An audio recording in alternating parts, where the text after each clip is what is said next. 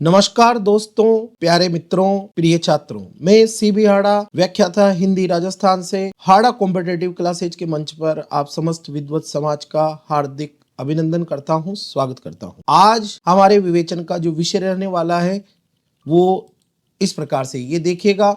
माध्यमिक शिक्षा बोर्ड राजस्थान अजमेर पाठ्यक्रम 2025-26 में हिंदी साहित्य के पेपर में जो 80 अंक के क्वेश्चन पूछे जाएंगे उसमें से 13 अंक के क्वेश्चन रचना से संबंधित होंगे। यह आपके समक्ष देखिएगा, अंक विभाजन दिया हुआ है। और ये जो रचना से संबंधित जो प्रश्न होंगे ये अभिव्यक्ति एवं माध्यम पाठ्य पुस्तक पर आधारित होंगे। ये अभिव्यक्ति एवं माध्यम पाठ्य पुस्तक है। ये 13 अंक के क्वेश्चंस पूछिए इससे पूछे जाएंगे जो 4, 4 और 5 इस तरह से 13 अंक विभाजित किए गए। इनमें एक पर मैं आपके वीडियो बनाकर डाल चुका हूं। पत्रकारी लेखन के विभिन्न रूप और लेखन प्रक्रिया से संबंधित क्वेश्चंस क्या हो सकते हैं, महत्वपूर्ण किस तरीके से उसे पढ़ना है, ये आपके बीच प्रस्तुत की जा चुकी है।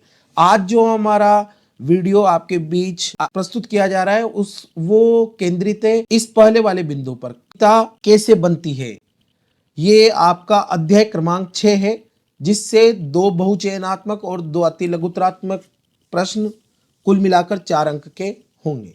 तो आइएगा शुरुआत करते हैं। अभिव्यक्ति एवं माध्यम पाठ्य पुस्तक जो क्लास 12th के लिए लगाई गई है उसके अध्याय 6 कैसे बनती है कविता से। ये देखिएगा, तरीका उस पहले वाले वीडियो जैसा ही है। एक साइड पर आपकी मूल पाठ्य पुस्तक है और दूसरी साइड पर उससे संबंधित जो महत्वपूर्ण क्वेश्चंस हैं वो इंपॉर्टेंट तरीके से लगाए गए हैं। ये जो मूल पाठ्य पुस्तक है इसमें आप देखिएगा कुछ छायाचित्र आपके लिए प्रस्तुत किए जा रहे हैं। हिंदी के विद्यार्थियों के लिए ये जरूरी है कि वो अपने जो लेखक हैं हिंदी साहित्य के, प्रकांड, चूड़ान्त विद्वान, उनको पहचान लें और किस तरीके से उन्होंने अपनी कविताएं लिखी है उसकी कुछ बानगे आपके लिए दी हुई है। जैसे निराला की तोड़ती पत्थर देखा मैंने उसे इलाहाबाद के पथ पर, निराला जी की हैंड राइटिंग में लिखी हुई है। ये निराला जी का फोटो है। नीचे आप देखिएगा मध्य में जयशंकर प्रसाद है, भारतेंदु हरिश्चंद्र है, सुभद्रा कुमारी चौहान जी है, अगे जी है, चंद्रधर शर्मा गुलेरी है, मुक्ति बोध जी है, महादेवी वर्मा का छायाचित्र दिया हुआ है, सुमिता नंदन पंत है, पास में हजारी प्रसाद द्विवेदी है, हजारी प्रसाद द्विवेदी के ऊपर सुमिता नंद,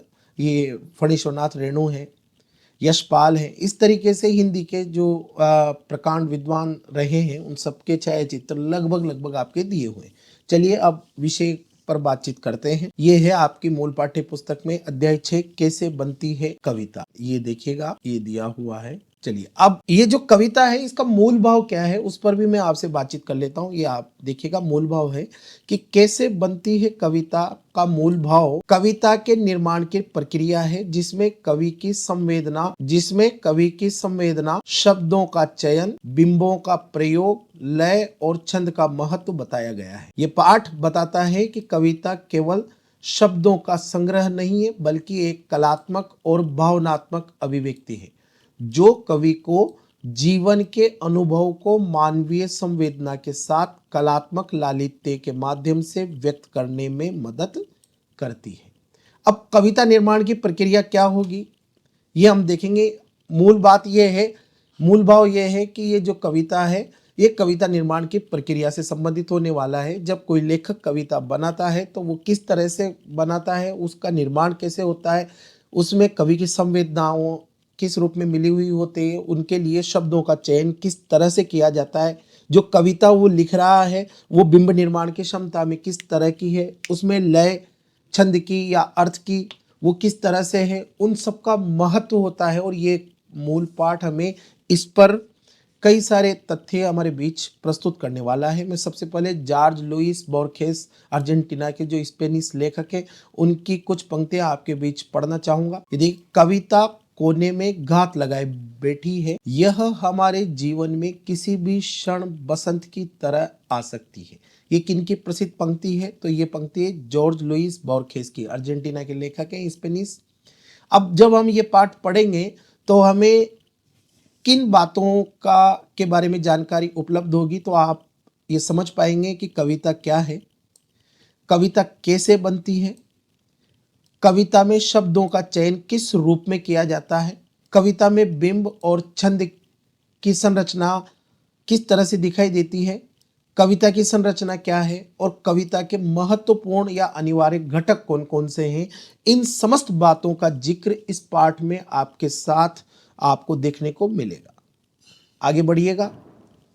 जैसे हम मूल पाठ को आगे बढ़ाते हैं तो द्युति की कली ये जो आपके लिए लगाई गई है मुक्तिबोध के हस्तलिपि में एक कविता है जो यहाँ बानगी के रूप में दी हुई है। आगे देखिएगा, इस कुछ लाइनें मैं पढ़ता हूँ। सारी जटिलता के बावजूद कविता हमारी संवेदना के निकट होती है, वह हमारे मन को छू लेती है। कविता के बारे में एनसीईआरटी लिखती है, कभी कभी झकझोर भी देती है। कविता के मूल में संवेदना है। ये महत्वपूर्ण बात है। जब भी कोई कविता लिखी जाएगी तो उसमें मूल रूप में या मूल भाव के रूप में संवेदना को देखा जाएगा कि कवि का दृष्टिकोण क्या है, दुनिया को देखने का नजरिया कैसा है, वस्तु, परिस्थिति, घटना, चरित्रों को, और वह उसको किस रूप में अभिव्यक्त करता है। तो वो उसका संबंध संवेदना से राग तत्व है। ये जो संवेदना है ये संपूर्ण सृष्टि से जुड़ने और उसे अपना बना लेने का बोध है। कोई पूछे कि संवेदना किसे कहेंगे कविता के संदर्भ में, तो संवेदना होगी कि संपूर्ण सृष्टि से जुड़ने और उसे अपना बना लेने का जो बोध होता है वो संवेदना। ये वही संवेदना है जिसने रत्नाकर डाकू को वाल्मीकि बना दिया और वह कह उठे, जो रामायण है संस्कृत की, उसका पहला छंद, माँ निषाद प्रतिष्ठाम त्वं गतः शाश्वती क्षमा यत् क्रौंच मिथुनाम एकद वधि काम मोहितम। तमसा नदी के किनारे पर काम मोहित युगल जो क्रौंच है उनमें से नर क्रौंच का वध एक बहेली शिकारी के द्वारा हो जाता है, और गुरुवर नदी में स्नान करते हुए जब उस मादा क्रौंच की चित्कार को सुनते हैं तो उनके मन में जो भाव उत्पन्न होता है वो करुणा से विगलित संवेदना जब उनकी द्रवित होती है तो उनके मुख से यह अनुष्टुप छंद निकलता है और इसका जन्म हो जाता है। इसका जिक्र इन्होंने संवेदना के लिए एनसीईआरटी करती है। इसी तरह की बात सुमितानंदन पंत भी कहते हैं। सुमितानंदन पंत ने कहा है कि वियोगी होगा पहला कवि, आह से उपजा होगा गान, उमड़ कर आंखों से चुपचाप वही होगी कविता अनजान। बहुत ही खूबसूरत बातें हैं और ये बातें कविता की मूल संवेदना या उसके राग तत्व को समेटे हुए हैं। इसमें कवि की जो भावनाएं हैं वो साधारणीकरण की प्रक्रिया से, सृष्टि से, समाज से, प्रकृति से किस तरह से जुड़ती है और उसे वो अपना बना लेती है। जो दूसरे के भाव हैं सर्वसाधारण के भावों को या व्यक्ति के भावों को सर्वसाधारण के भावों में बदल देना या सर्वसाधारण के भावों को व्यक्ति के भावों में बदल लेना, इसे कहते हैं संवेदना। और इस संवेदना का पुट कविता के लिए अनिवार्य है। कविता निर्माण में संवेदना अहम हिस्सा है। चलिए आगे बढ़ते हैं। सवाल ये उठता है कि जो वस्तु हमारे इतने निकट है उसे हम उसी तरह क्यों नहीं पाते जैसे कवि कहता है। एनसीईआरटी कहती है कि जिस तरह से एक कवि किसी चीजों को देख लेता है, एक सामान्य सहृदय सामाजिक उसे उस रूप में नहीं देख पाता। जहां तक कविता लेखन का सवाल है, इस संबंध में दो मत मिलते हैं। एक तो यह कि कविता रचने की कोई प्रणाली सिखाई या बताई नहीं जा सकती, लेकिन यह भी सच्चाई है कि पश्चिम में कुछ विश्वविद्यालयों में और अपने यहाँ भी कहीं कहीं काव्य लेखन के बारे में विद्यार्थियों को बाकायदा प्रशिक्षण दिया जा रहा है। सवाल यह है कि चित्रकला, संगीत कला, नृत्य कला आदि सिखाई जा सकती है तो कविता क्यों नहीं सिखाई जा सकती। जैसा ही आप इन सवालों को सामना करेंगे कविता का जादू खुलने लगेगा। ये वह संसार है जो आपको संभवतः एक कवि न बना पाए लेकिन एक अच्छा भावुक या सहृदय पाठक जरूर बना देगा। कविता की बारीकियों से गुजरना, ये बहुत ही खूबसूरत लाइन है। जब आप कविता की बारीकियों से गुजरेंगे उसे दोबारा रचे जाने के सुख से कम नहीं होगा। दरअसल एक अच्छी कविता आमंत्रित करती है बार बार पढ़े जाने के लिए, कुछ कुछ शास्त्रीय संगीत की तरह। एक बहुत अच्छी कविता का जब हम पढ़ते हैं तो आप ये देखेंगे कि हम उस तरह की कविता को बार बार पढ़ने का हमारा मन हो जाता है। मैं कुछ बानके के रूप में आपके लिए एक कविता की कुछ पंक्तियां रखना चाहूंगा, आप देखिएगा। जब जब ये कविता हम पढ़ते हैं हमारा मन पुनः उसे बार बार पढ़ने का होता है। देखिएगा, ये देखिएगा, बहुत ही खूबसूरत पंक्तियां रामधारी सिंह दिनकर ज्ञानपीठ पुरस्कार से पुरस्कृत अपनी प्रसिद्ध कविता या अपने खंड काव्य उर्वशी के तृतीय सर्ग में लिखते हैं। कितनी ही बार भले ही इस तरह की श्रेष्ठ कविताओं को आप पढ़ें, बार बार पढ़ने का मन होता है। कुछ पंक्तियां मैं आपके बीच उद्धरण के रूप में पढ़ता हूँ, आप देखिएगा। ये देखिएगा, तन से मुझको कसे हुए अपने दृढ़ आलिंगन में, मन से किंतु विष्णन दूर तुम कहाँ चले जाते हो, बरसा कर पीयूष प्रेम का आंखों से आंखों में, मुझे देखते हुए कहाँ तुम जाकर खो जाते हो। कभी कभी लगता है तुमसे जो कुछ भी कहती हूँ आशय उसका नहीं, शब्द केवल मेरे सुनते हो। क्षण में प्रेम अगाध सिंधु हो जैसे आलोड़न में, और पुनः वह शांति नहीं जब पत्ते भी हिलते हैं। अभी दृष्टि युग युग के परिचय से उत्फुल्ल हरी सी, और अभी ये भाव गोद में पड़ी हुई में जैसे युवती नारी नहीं, प्रार्थना की कोई कविता हो। शमित वह निसुर की शीतलता तो अज्ञात नहीं है, पर ज्वलंत नर का किसका ये अंकुश लटक रहा है। छक्कर देता उसे नहीं पीने जो रस जीवन का, न तो देवता सदृश गंध नभ में जीने देता है। पुरुरवा उर्वशी की इस संशय को दूर करते हुए कहते हैं कि कौन है अंकुश, इसे मैं भी नहीं पहचानता हूँ, पर सरोवर के किनारे कंठ में जो जल रही है उस तृषा, उस वेदना को जानता हूँ। अब किस वेदना का जिक्र करते हैं कि आग है कोई पुरुष के मन में नहीं जो शांत होती, और खुलकर खेलने से निरंतर भागती है। रूप का रसमय निमंत्रण या कि मेरे ही रुधिर की वहनी, मुझको शांति से जीने न देती। हर घड़ी कहती उठो, इस चंद्रमा को हाथ से धर कर निचोड़ो, पान कर लो यह सुधा में शांत होंगी, अब नहीं आगे कभी उद्भ्रांत होंगी। किंतु रस के पात्र पर जो ही लगाता हूँ अधर को, घूंट या दो घूंट पीते ही न जाने किस अतल से नाद यह आता, अभी तक न समझा दृष्टि का जो पय है वह रक्त का भोजन नहीं है, रूप की आराधना का मार्ग आलिंगन नहीं है। तो इस तरह से ये पंक्तियां, ये कविता निरंतर आगे इन संवादों के रूप में बढ़ती रहती है। और जैसा कि हम जो हमारी पाठ्य पुस्तक को पढ़ रहे हैं पुनः वहीं पर चलते हैं। जैसा कि कहा गया है, एनसीईआरटी कहती है दरअसल एक अच्छी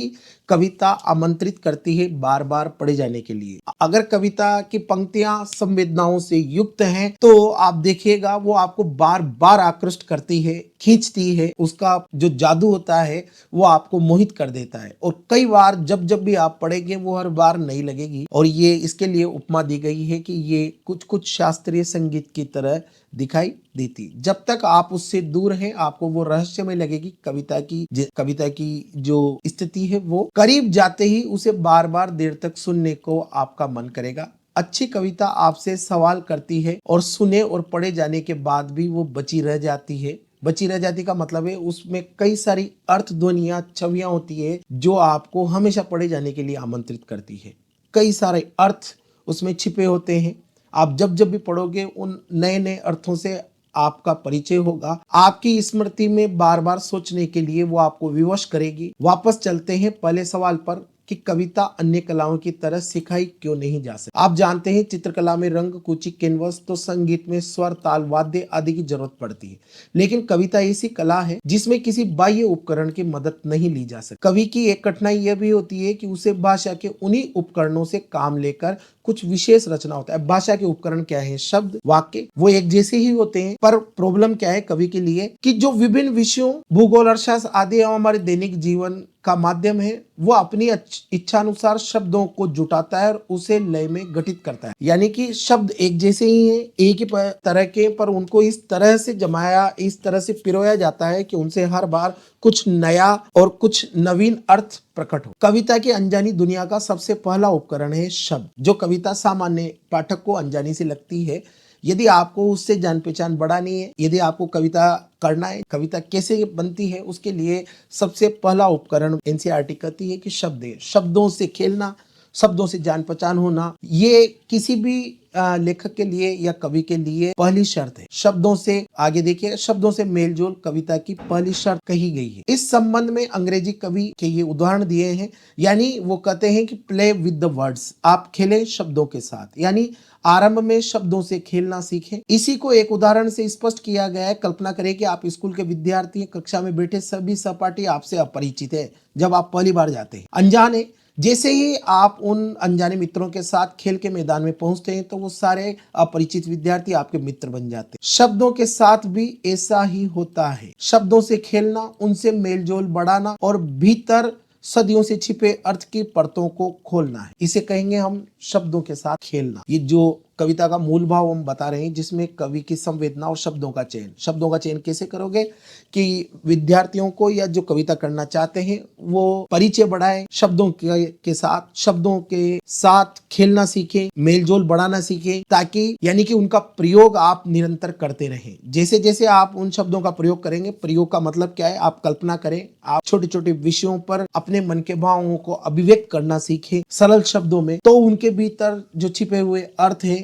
उन अर्थों की परतें खुलना प्रारंभ होगी। एक शब्द अपने भीतर कई अर्थ छिपाए रहता है और इसकी स्थिति कुछ कुछ इंटरनेट जैसी होती है। जैसे जैसे आप इंटरनेट के ऊपर सफरिंग करेंगे वैसे वैसे आपको कई नए नए अर्थ खोजने को मिलेंगे। शब्दों से जुड़ना, कविता की दुनिया में प्रवेश करना है। काव्य संसार में आपका पहला कदम शब्दों से ही प्रारंभ होता है। आपने देखा होगा बच्चे खेल खेल में गीत रस डालते हैं। दरअसल रचनात्मकता उसके अंदर होती है, उसे तराशने की जरूरत होती है। अब तराशा कैसे जाता है, जैसे कि आपने देखा है तुकबंदी के प्रयास में रचनात्मकता आकार लेने लगती है। जब हम बच्चों को देखते हैं प्राइमरी या नर्सरी स्टैंडर्ड में पढ़ते हुए, तो उनको पोइम्स रटाई जाती है। इसी तरह से आप देखेंगे कई हिंदी के बड़े बड़े जो कवि हैं जिनका काफी बड़ा नाम है, उन्होंने भी शब्दों से इस तुकबंदी से शुरुआत की है। देखिएगा ये कुछ बांध के आपके लिए प्रस्तुत की जा रही है। घो घो रानी कितना पानी, अक्कड़ बक्कड़ बम्बई बो, 80-90 पूरे 100 में लागा धागा, चोर निकल कर भागा। ये एक तरीके से कविता या शब्दों के साथ आपकी तुकबंदी का प्रयास किया जा रहा है। ये हम सीखते हैं, बच्चों को सिखाया जाता है ताकि वो आगे शब्दों का प्रयोग करना सीखें। कई बार हमारे बड़े कवियों ने भी शब्दों से खेलने का सार्थक प्रयास किया है और इस खेल खेल में धीरे धीरे फिर उनकी गति इतनी अच्छी, इतनी दृढ़, इतनी प्रामाणिक हो जाती है कि उनकी कविताएं एक ऊंचे और आला दर्जे की हो जाए। रघुवीर साय लिखते, अगर मैं तोता होता तो क्या होता, तोता होता। ये रघुवीर साय ने लिखा है। इसी तरह शमशेर बहादुर सिंह लिखते हैं, वाह जी वाह, हमको बुद्धू ही निरा समझा है, हम समझते ही नहीं जैसे कि आपको बीमारी है। चंद्रमा के लिए कह रहे हैं ये, आपको बीमारी है। किस तरह की बीमारी? आप घटते हैं तो घटते ही चले जाते हैं और बढ़ते हैं तो बस यानी कि बढ़ते ही चले जाते हैं, दम नहीं लेते हैं जब तक कि बिल्कुल ही गोल न हो जाए, बिल्कुल गोल। यह मर्ज आपका अच्छा ही नहीं होने में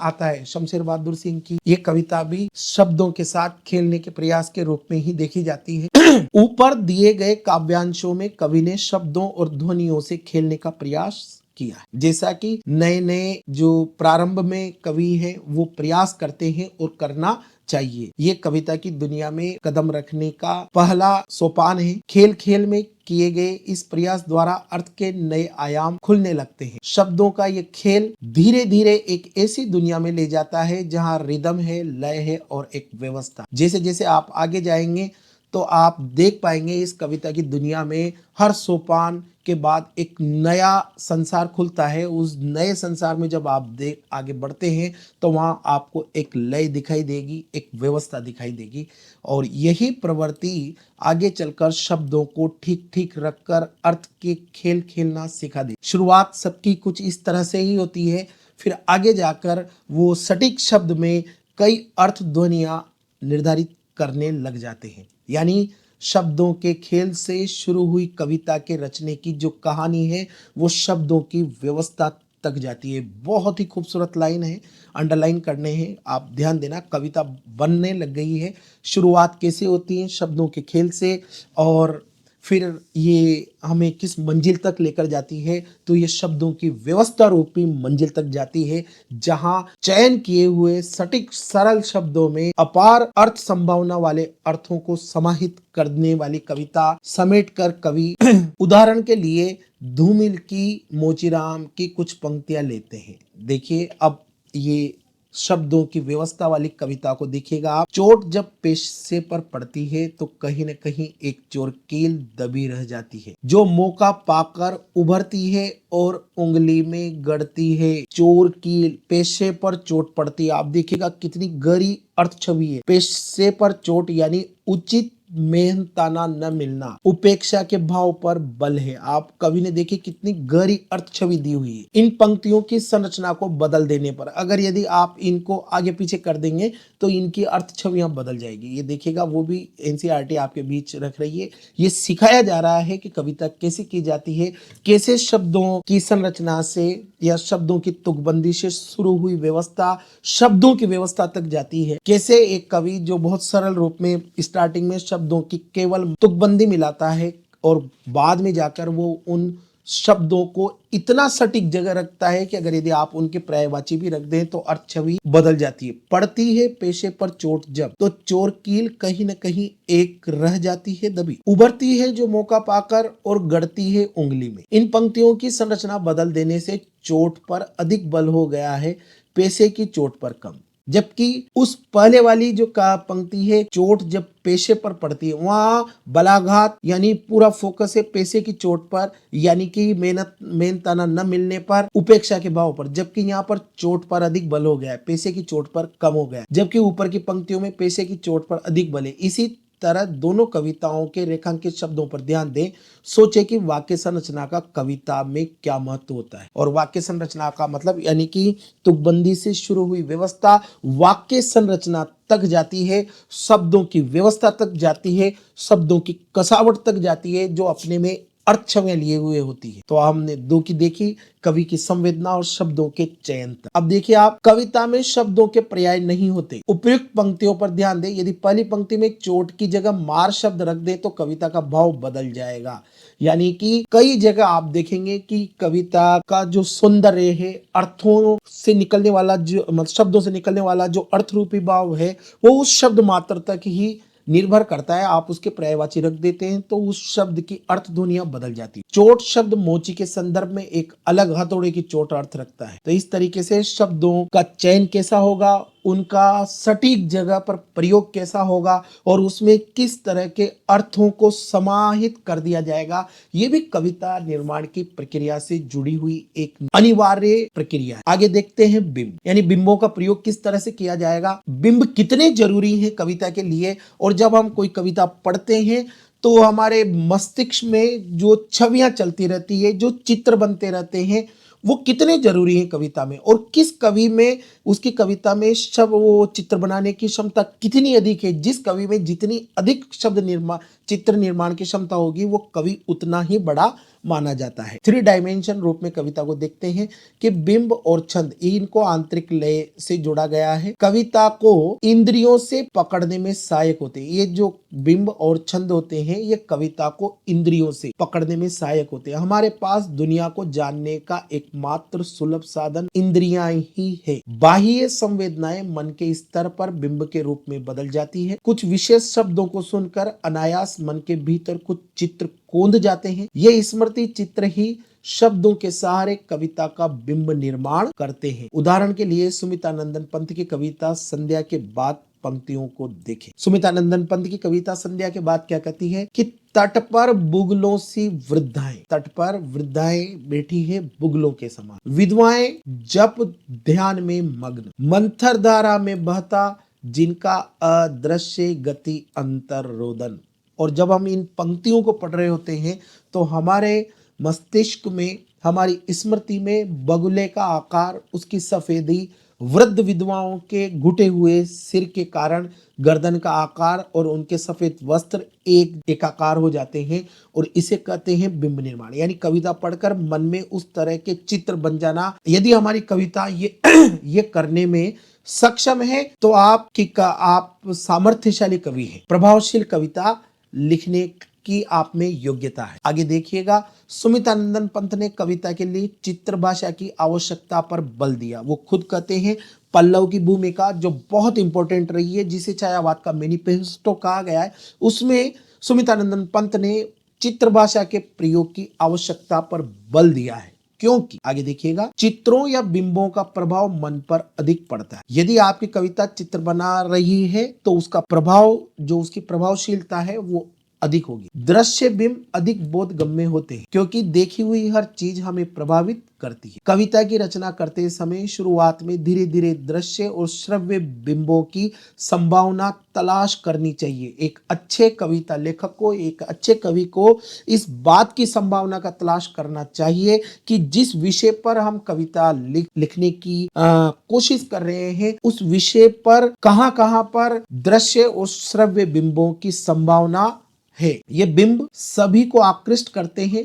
इसलिए किसी विचारक ने यह कहा है कि कविता ऐसी चीज है जिसे 5 ज्ञानेंद्रियां स्पर्श, स्वाद, दृश्य, घ्राण और श्रवण रूपी 5 उंगलियों से पकड़ा जाता है। जिस कवि में जितनी बड़ी इंद्रिय पकड़ होती है वह उतनी ही प्रभावशील कविता रचने में समर्थ हो पाता है। तो देखिएगा, एक कसौटी कर दी कि जितना बड़ा कवि उतनी बड़ी उसकी कविता में बिंब निर्माण की क्षमता। अब आगे देखिएगा, मैं एक गतिविधि के रूप में आपके लिए रख देता हूं। ये एनसीईआरटी रख रही है, मैं पढ़कर आपको बताता हूं। आप देखिए मूल में कि कविता में बिंबों का विशिष्ट महत्व है। प्राकृतिक दृश्यों को सजीव एवं चेतन बिंब के रूप में प्रस्तुत करने की शैली को मानवीकरण कहते हैं। जैसे जयशंकर प्रसाद की कविता है, आप देखिएगा, बीती विभावरी जागरी की रात बीत गई है, जाग जा। अभी क्या हो रहा है कि अंबर पनघट में डुबो रही तारा घट उषा नागरी। अंबर रूपी पनघट में उषा रूपी नायिका तारे रूपी घड़ों को डुबो रही है, यानी कि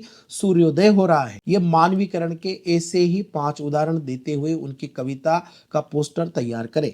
ये एक गतिविधि दे दी गई है। आगे चलिएगा, छंद की बात करते हैं कि जब आप आगे बढ़ेंगे ये देखिएगा कैसे आप मूल भाव पे कैसे बनती है कविता का मूल भाव। कविता के निर्माण की प्रक्रिया को बताता है कि जिसमें कवि की संवेदना, शब्दों का चयन, बिंब, यहाँ तक हमने देख लिया है। लय और छंद का महत्व क्या है ये अब देखते हैं। हमारी मूल पाठ्य पुस्तक छंद के बारे में आंतरिक लय से जोड़ते हुए कहती है कि छंद कविता का अनिवार्य तत्व है। इसकी आवश्यकता अनिवार्य रूप में पड़ती है। मुक्त छंद की कविता लिखने के लिए भी, अगर यदि आप मुक्त छंद की कविता लिख रहे हैं, अनिवार्यता का मतलब क्या है यहाँ पर, तो उस बात को स्पष्ट कर रहे हैं वो कि अगर यदि आप मुक्त छंद की कविता लिखते हैं तो लिखने के लिए भी अर्थ की लय का निर्वाह जरूरी है। छंद का मतलब आंतरिक लय से है, और जब आंतरिक लय की बात होती है तो वो कविता का अनिवार्य तत्व है। उस आंतरिक लय को यहाँ पर छंद शब्द से अभिव्यक्त किया जा रहा है, और मुक्त छंद के लिए भी वो अर्थ की लय जरूरी है। यदि मुक्त छंद की कविता में अर्थ का या अर्थ की लय नहीं है तो फिर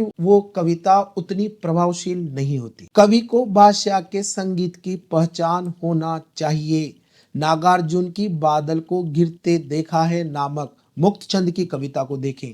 यहाँ मात्रा की गणना के अनुसार कोई विशेष छंद न होकर भी संगीतात्मक लयात्मकता है। इसी तरह धूमिल की कविता मोचीराम में ऊपर से देखने पर छंद नहीं है, लेकिन अर्थ का अपना भीतरी छंद निरंतर मौजूद है। इस बात को समझना। यहाँ छंद का मतलब कोई दोहा, चौपाई, सोरठा, हरि गीतिका, द्रुत, विलंबित आदि छंदों की बात नहीं कर रहा है कवि। यहाँ पर एनसीईआरटी छंद का मतलब आंतरिक लय से बात कर रही है, और कविता के लिए लय का होना जरूरी है। किस तरह से कि अगर यदि आप कविता छंद में लिख रहे हैं वहां तो बाहरी छंद और आंतरिक लय ये दोनों बरकरार रहती है, किंतु अगर मुक्त छंद की कविता में अर्थ की लय नहीं है तो उसकी प्रभावशीलता कम हो जाती है। बानकी के रूप में आपके लिए ये मोचीराम कविता देखी जा रही है। देखिएगा, ये वैसे तो कोई मात्रा या वर्ण के नियमानुसार कोई छंद नहीं है, किंतु इसमें आंतरिक लय मौजूद है, और आंतरिक लय ही इसे छंद के रूप में बांध रही है। बाबूजी सच कहूं मेरी निगाह में न कोई छोटा है न कोई बड़ा है, मेरे लिए हर आदमी एक जोड़ी जूता है, जो मेरे सामने मरम्मत के लिए खड़ा। तो ये जो आंतरिक लय है, ये आंतरिक लय ही इस कविता को प्रभावशील बना रही है। कविता के उपयुक्त सारे घटक परिवेश और संदर्भ से परिचालित होते हैं। नागार्जुन की एक छोटी सी कविता अकाल और उसके बाद, परिवेश गांव का है, कविता के संदर्भ में अकाल और उसके बाद का परिवर्तन है। कविता की भाषा, संरचना, छंद, बिंब सब उसी के इर्द गिर्द घूमते हैं। मैं उदाहरण के रूप में आपके लिए ये कविता पढ़ता हूँ, एनसीईआरटी ने जो दी हुई है। इसमें भी छंद का मतलब आंतरिक लय रची बसी है कि कई दिनों तक चूल्हा रोया चक्की रही उदास, कई दिनों तक कानी कुतिया सोई उनके पास, कई दिनों तक लगी भीत पर छिपकलियों की गश्त, और कई दिनों तक चूहों की भी हालत रही शिकस्त। दाने आए घर के अंदर कई दिनों के बाद, धुआं उठा आंगन के ऊपर कई दिनों के बाद। चमक उठी घर भर की आंखें कई दिनों के बाद, कोए ने खुजलाई पांखें कई दिनों के बाद। तो इस तरह से जब आप इन कविताओं को पढ़ेंगे तो इसमें वो मात्रात्मक और वर्णात्मक छंद की व्यवस्था तो नहीं दिख रही है, किंतु इनमें आंतरिक लय छंद के रूप में रची बसी है और जो कविता को प्रभावशील बना रही है। आगे देखते हैं। अकाल और उसके बाद होने वाले परिवर्तन को कवि ने सांगीतिक व्यवस्था के भीतर केवल कुछ संकेतों के द्वारा प्रकट करके अपनी बात कह दी है। जैसे घर में दाना आना, आंगन के ऊपर उठता धुआं, घर वालों की आंखों में चमक का आना और कौवे के द्वारा पंखों का खुजलाया जाना। गांव के परिवेश के लिए चूल्हा, चक्की, दाने, पांख आदि तद्भव शब्दों का प्रयोग हुआ है। ये भी कवि का अपना एक नजरिया है। उनकी आप सोच और परिवेश और उनकी पकड़ देखिए कि जब वो गांव का जिक्र कर रहे हैं तो वहां पर तद्भव शब्दों का प्रयोग किया है। यदि तत्सम शब्दों का कवि यहाँ पर प्रयोग करता तो इसकी प्रभाव क्षमता उतनी अधिक नहीं रहती, क्योंकि ऐसा लगता है कि जैसे कवि परिवेश से कटा हुआ है। यहाँ कवि भी शब्द को हटाकर उसका पर्याय रख दें तो कविता का अर्थ बदल जाएगा। जैसे कई के स्थान पर बहुत शब्द रख दें, कई शब्द एक एक दिन की अकाल की भीषणता और अकाल के बाद के उल्लास का हिसाब देने में समर्थ है, जो बहुत के द्वारा संभव नहीं था। आप देखेंगे कि इस कविता में एक साथ ठेठ गवई शब्दों के साथ शिकस्त और गस्त जैसे उर्दू शब्दों का प्रयोग इसे सहज परिवेश देता है। ध्यान देने की बात यह है कि कवि जब बादल को गिरते देखा है नामक कविता में विराट प्रकृति, यही कवि जब बादल को गिरते देखा है नामक कविता में विराट प्रकृति भव्य हिमालय का सौंदर्य वर्णन करता है तो उसे कालिदास याद आते हैं और भाषा खुद ब खुद तत्सम पदावली से युक्त हो जाती है। और कविता करने के लिए इन सब बातों का, इन छोटी छोटी बातों का ध्यान रखना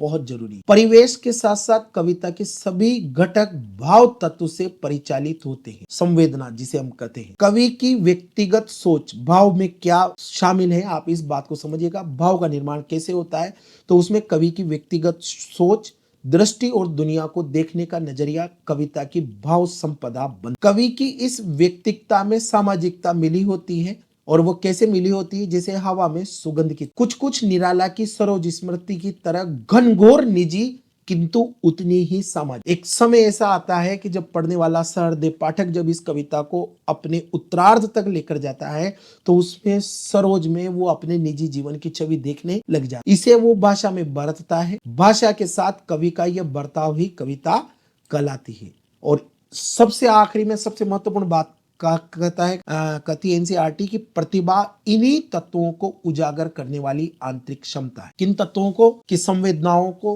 कि कौन सा शब्दों का चयन किस रूप में होगा, बिंबों का निर्माण कैसे होगा, कौन से दृश्य बिंब, श्रव्य बिंब लगाए जाएंगे, लय और छंद क्या होगा, किस तरीके से कवि का भाव, उसकी व्यक्तिगत सोच, दृष्टि और दुनिया को देखने का नजरिया क्या होगा, इन सभी बातों को उजागर करने वाली जो आंतरिक क्षमता है वो है प्रतिभा, जिसे हम दुनिया के महान कवियों में उसी ही रूप में पाते। तो मित्रों, ये आपकी पूरा पाठ हुआ जो आपने देखा आपकी अभिव्यक्ति और माध्यम पाठ्य पुस्तक में लगाए गए इकाई 2 में जो अध्याय क्रमांक 6 है, कैसे बनती है कविता, वो मैंने आपके समक्ष रखी। अब जो हमने ये सारा पढ़ा इसको संक्षिप्त करती है एनसीईआरटी और यहाँ से आपके क्वेश्चन बनते हैं। और आप यहाँ ये जो मैंने पूरा आपको पाठ पढ़ा के बताया वो इस निष्कर्ष के लिए बताया था कि अब जब प्रश्न आए तो हम क्या लिखें और प्रश्न कैसे आएंगे। मान लो प्रश्न आ जाए कविता के लिए अनिवार्य घटक कौन कौन से हैं, आप संक्षिप्त में या विस्तार से बताएं। इस तरह से यदि प्रश्न आता है तो आप उसका आंसर क्या लिखेंगे। तो देखिएगा, कविता में भाषा होती है, इसलिए भाषा का सम्यक ज्ञान कविता के लिए जरूरी है। शब्द, भाषा शब्दों से बनती है, शब्दों का एक विन्यास होता है जिसे हम वाक्य कहते हैं। भाषा प्रचलित एवं समझ सहज होनी चाहिए, पर संरचना ऐसी होनी चाहिए कि पाठक को वो नया लगे। मतलब भाषा प्रचलित सहज हो, किंतु उन वाक्य विन्यास और उन शब्दों का प्रयोग करने की जो संरचना हो वो नई हो, तब पाठकों का वो आकर्षित लगेगी और पाठक उससे जुड़ पाएंगे। कविता में संकेतों का बड़ा महत्व होता है, इसलिए चिन्हों, यहाँ तक कि 2 पंक्तियों के बीच का खाली स्थान भी कुछ कह रहा होता है। वाक्य गठन की जो विशिष्ट प्रणालियां होती है जिन्हें कि हम शैली कहते हैं, इसलिए विभिन्न काव्य शैलियों का ज्ञान भी एक कविता निर्माण करने वाले कवि को होना चाहिए। आगे देखिएगा, छंद के अनुशासन की जानकारी से होकर गुजरना एक कवि के लिए जरूरी है, तभी आंतरिक लय का निर्वाह संभव हो पाता है। कविता छंद और मुक्त छंद दोनों में होती है। छंदोबद्ध कविता के लिए छंद के बारे में बुनियादी जानकारी आवश्यक है ही, मुक्त छंद के लिए भी इसका ज्ञान जरूरी है। आगे चलिए। कविता समय विशेष की उपज होती है, उसका स्वरूप समय के साथ साथ बदलता रहता है, अतः किसी समय विशेष की प्रचलित प्रवृत्तियों को ठीक ठीक जानकारी भी कविता की दुनिया में प्रवेश के लिए आवश्यक होती है। कम से कम शब्दों में अपनी बात कह देना और कभी कभी तो शब्दों या दो वाक्यों के बीच कुछ अनकहा छोड़ देना भी कवि की ताकत बन जाता है। मोटे तौर पर यह बुनियादी जानकारी कविता की दुनिया में प्रवेश के लिए जरूरी है, पर 100 बात की एक बात की सारी तैयारी हो और कविता रचने के लिए चीजों को देखने की नवीन दृष्टि या नए को पहचानने और प्रस्तुत करने की कला न हो तो कविता लेखन संभव नहीं होगा। भारतीय विचारकों ने इसी को प्रतिभा कहा है। प्रतिभा कविता के लिए अनिवार्य या महत्वपूर्ण है और जो गॉड गिफ्टेड है। ये प्रतिभा प्रकृति प्रदत्त होती है, हर आदमी में किसी न किसी रूप में मौजूद होती है। किसी नियम या सिद्धांत के अनुसार इसे पैदा नहीं किया जा सकता, निरंतर अभ्यास और परिश्रम के द्वारा विकसित अवश्य किया जा सकता है, जिसके लिए कहा जाता है कि करत करत अभ्यास के जड़मति होत सुजा। किंतु अभ्यास का मतलब ये नहीं है कि आप कार्यात्मक प्रतिभा को भावयात्मक प्रतिभा में बदल लें। यहाँ जहां तक कविता का सवाल है, शब्दों का चयन, उसका गठन, भावानुकूल, लयात्मक अनुशासन वे तत्व हैं जो जीवन के अनुशासन के लिए जरूरी। भाषा सीखने में तो मददगार है ही। कविता की ये कुछ ऐसी विशेषताएं हैं जो कविता रचना भले न सिखाए, लेकिन इन्हें जानना कविता को रचने का मजा दे सकते और कविता को सराहने का सुख तो आपको मिलता ही है। साथ ही शब्दों की दुनिया में प्रवेश, उनसे खेलना विद्यार्थी की रचनात्मक शक्ति और ऊर्जा को बाहर लाने में अहम भूमिका